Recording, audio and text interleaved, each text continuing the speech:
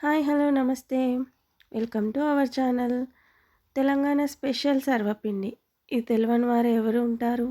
తెలంగాణలో ఇది అందరికీ తెలిసిన ఫేమస్ స్నాక్ ఐటెం. దీన్ని నా స్టైల్‌లో ఎలా చేస్తానో మీకోసం చూపిస్తాను. చూసి తప్పకుండా ట్రై చేయండి. ఎలా ఉందో చెప్పండి. దీనికోసం మనం గిన్నెలో బియ్యపు పిండిని తీసుకుందాం. ఇది క్వాంటిటీ మీరు ఎన్ని చేసుకోవాలనుకుంటే అంత తీసుకోండి. ఇలా తీసుకున్నాక ఉప్పు, కారం, పసుపు, కొద్దిగా నువ్వులు వేసుకోండి. కొంచెం ఎక్కువగా వేసుకుంటేనే టేస్ట్ అనేది బాగుంటుంది.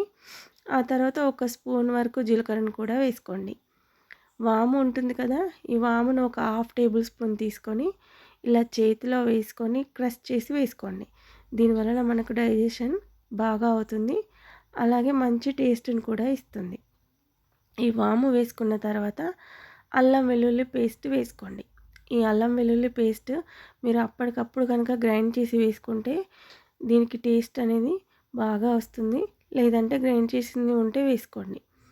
ఆ తర్వాత సన్నగా తరిగిన ఆనియన్స్ను ఒక కప్పు వేసుకోండి. ఆనియన్స్ ఎక్కువగానే ఉంటే బాగుంటుంది. అదేవిధంగా ఒక కప్పు కరివేపాకు, ఒక కప్పు కొత్తిమీరను కూడా వేసుకోండి. వీటి వల్లనే సర్వపిండి టేస్ట్ అనేది పెరుగుతుంది. మనం ఎన్ని రకాల ఇంగ్రీడియంట్స్ వేసుకుంటే అంత టేస్టీగా ఉంటుంది.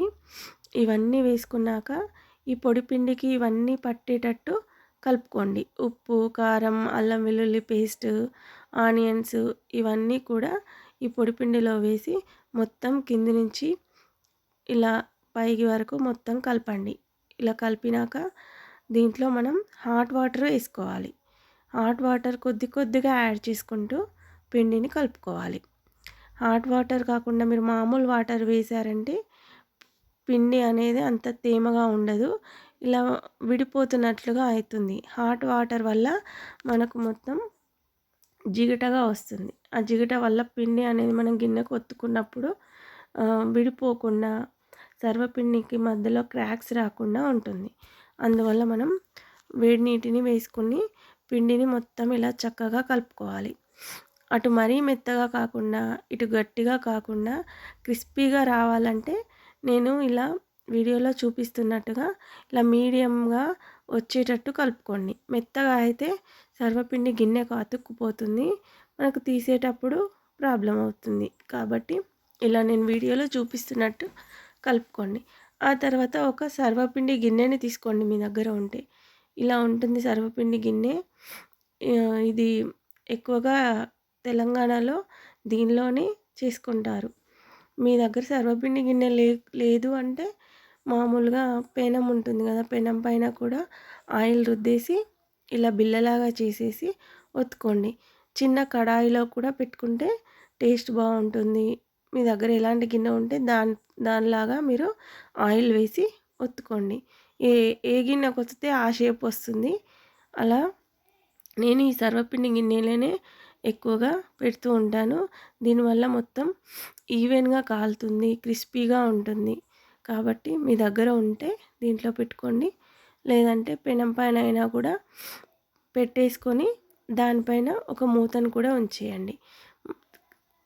అలా ఉంచిన తర్వాత దీంట్లో హోల్స్ పెట్టుకోండి. ఈ హోల్స్ పెట్టుకొని ఆయిల్ వేసుకోండి. ఇలా హోల్స్ పెట్టుకోవడం వల్ల మధ్య మధ్యలో మంచిగా చక్కగా కాలుతుంది. ఎక్కడా కూడా ఉడకకుండా ఉంటే పిండి పిండిగా ఉంటుంది. కాబట్టి ఇలా హోల్స్ పెట్టుకొని దీన్ని సిమ్లో పెట్టుకొని ఉడికించుకుంటే మంచిగా చక్కగా ఈవెన్గా ఉడికిపోతుంది. ఆ తర్వాత దీనిపైన ఒక మూత పెట్టుకొని స్టవ్ పైన పెట్టుకోండి. నా దగ్గర 2 సర్వపిండి గిన్నెలు ఉన్నాయి.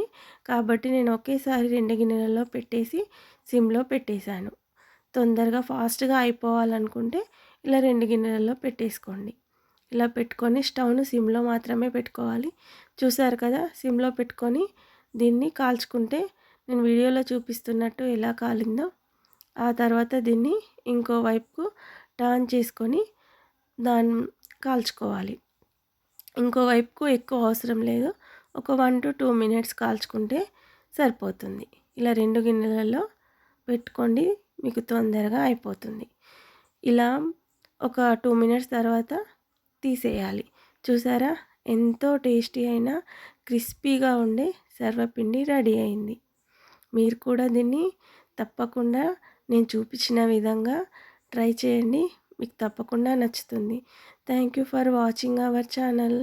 Thank you.